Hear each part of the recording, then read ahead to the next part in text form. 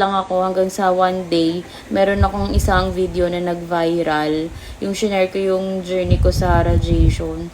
Doon ako napansin ng algorithm. Hanggang sa, yun, the right people will find you. Hi mga sis! So, tonight na kasi gabi ng mga sis.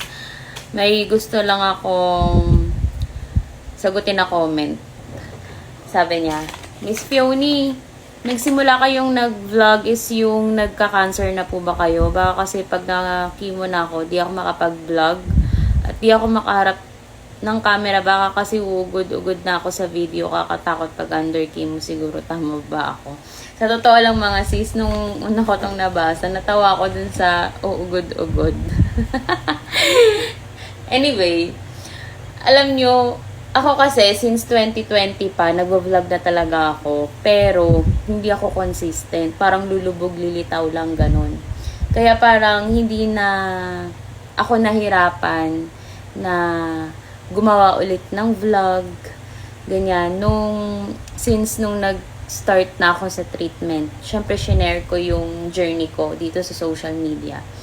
And yung purpose ko talaga nung una mga sis. Syempre may mga friends ako, relatives, colleagues, mga high school friends, college friends, ganyan. Since nung nalaman na yun nga about my diagnosis,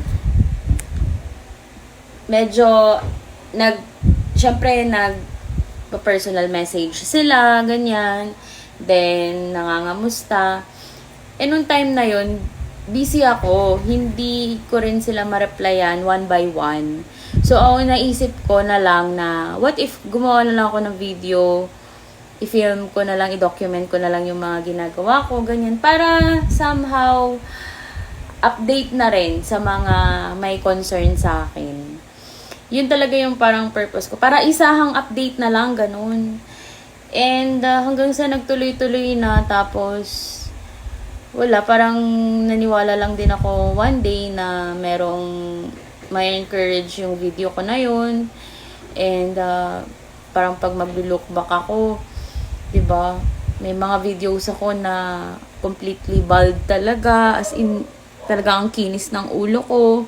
Alam niyo ba mga sis, chika ko lang no, nag-start ako mag-affiliate na wala pa akong buhok. So nagta-try muna ako dun sa Black App na gumawa ng video, ganyan, mag-promote ng product, kahit na wala akong buhok.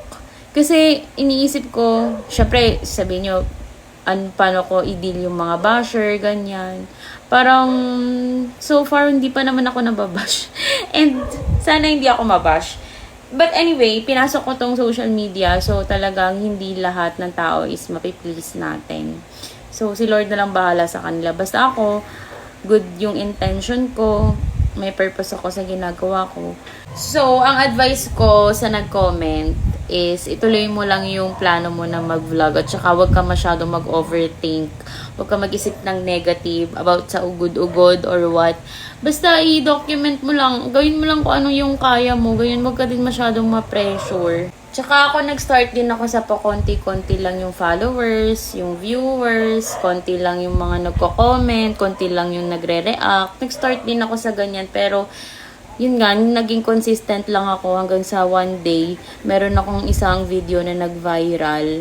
Yung shinare ko yung journey ko sa radiation. Doon ako napansin ng algorithm. Hanggang sa, yun, the right people will find you.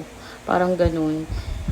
Kaya, yun, continue pa rin ako sa advocacy ko for breast cancer awareness and sharing my healing journey. Yun, salamat sa mga sisi ko dyan, mga bagong kasisi. Ayun lang. Good night.